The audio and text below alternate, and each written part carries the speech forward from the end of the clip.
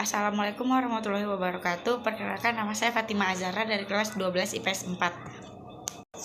Jakarta, pemberontakan Angkatan Perang Ratu Adil atau APRA adalah peristiwa pemberontakan yang meletus pada 23 Januari 1950 di Bandung. Pemberontakan ini dipimpin oleh Raymond Westerling, mantan kapten tentara kerajaan Hindia Belanda, Konferensi Nederlands Indisch Leger atau KNIL. Pada saat itu, Westerling berusaha untuk mempertahankan bentuk para negara feodal atau menolak Republik Indonesia Serikat atau RIS. Westerling menilai RIS di bawah Soekarno dan Hatta terlalu fokus pada wilayah Jawa atau Jawa Senesis. Menurut situs resmi Perumusan Naskah Proklamasi dan Kamendibun, latar belakang pemberontakan APRA didorong oleh hasil Komisi Meja Bundar atau KMB. Sekian dari saya. Wassalamualaikum warahmatullahi wabarakatuh. Terima kasih. Latar belakang pemberontakan APRA. Konferensi Meja Bundar pada 1949 menghasilkan keputusan. Yang pertama itu ada kerajaan Belanda akan menarik pasukan KL dari Indonesia. Yang kedua, tentara KNIL Nederlands Indisch Leger akan dibubarkan dan akan dimasukkan ke dalam kesatuan TNI. Pasukan KL dan KNIL merasa dirugikan karena keputusan KMB. Pasukan KNIL takut mengalami hukuman atau ancaman saat menyatu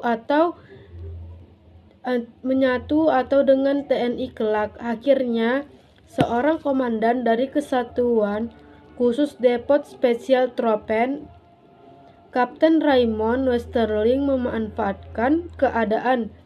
Ia berhasil mengumpulkan 8.000 pasukan dari desertil dan anggota KNIL.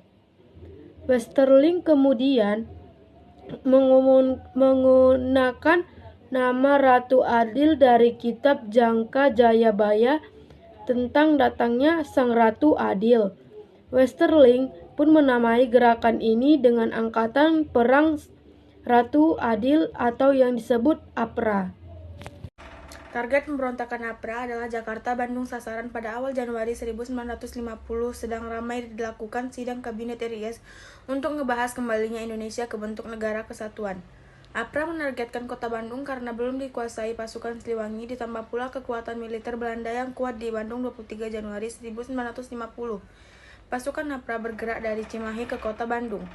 Markas Divisi Siliwangi di Jalan Oude Hospitalweg. Sepanjang jalan menuju markas divisi, APRA menembaki tentara Siliwangi yang tak bersenjata.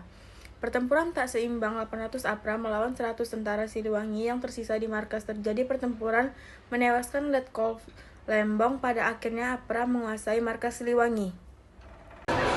Pada Januari 1950, Presiden RIS Soekarno menunjukkan Hamid sebagai Menteri Negara tanpa portofolio sekaligus koordinator tim perumusan lamban negara. Menteri tanpa portofolio adalah menteri pemerintahan tanpa tanggung jawab spesifik atau tidak mengepalai kementerian tertentu.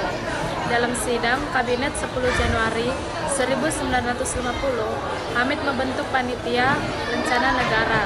Kemudian diadakan sayembara pembuatan lambang negara di sisi lain. Hamid menjalin mufakat dengan Westerling karena ingin mempertahankan negara federal dan kecewa dengan jabatannya yang hanya sebagai menteri tanpa portofolio. Menurut buku modul Sejarah Indonesia kelas 12 oleh Komendibun, Hamid mengakui telah memberi perintah kepada Westerling dan Inspektur Polisi Frans Najoan untuk menyerang sidang Dewan Menteri RIS pada 24 Januari 1950. Dalam penyeruan itu, Hamid juga memerintahkan agar semua menteri ditangkap. Sedangkan Menteri Pertahanan Sultan Hamengkubuwono IX, Sekretaris Jenderal Ali Budiarjo, dan Kepala Staf Angkatan Perang RIS atau APRIS, Kolonel TB Simatupang harus ditembak mati. Beres Muhammad Hatta turun langsung untuk berunding dengan Komisaris Tinggi Belanda. Akhirnya, Mayor Jenderal Engels yang merupakan Komandan Tinggi Belanda di Bandung mendesak Westerling untuk meninggalkan kota Bandung. Berkat hal itu, APRA pun berhasil dilumpuhkan oleh pasukan APRIS. Terima kasih.